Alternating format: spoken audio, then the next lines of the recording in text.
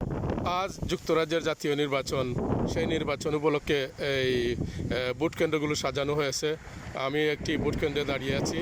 সেখানে ভোটাররা যদিও তেমন দেখা যাচ্ছে না, একজন দুজন করে আসছেন এবং তারা তাদের ভোটাধিকার প্রয়োগ করে যাচ্ছেন।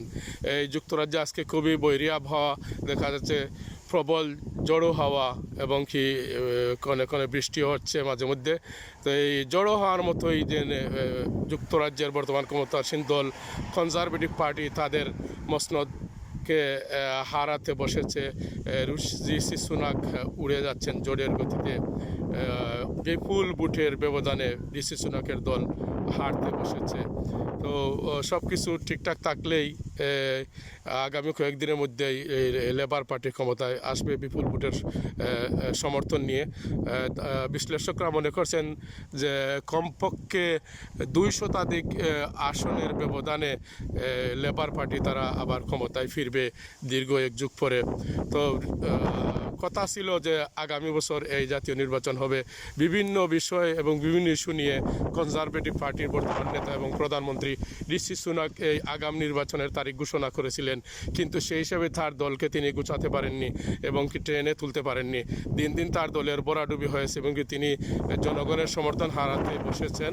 সেই হিসাবে তারা 200 আসনের ব্যবধানে পরাজিত হবেন, এটা প্রায় নিশ্চিত করে বলা যায়। সব জরিপই তাই বলছে যে ঋষি সুনাক বিতাড়িত হতে যাচ্ছেন।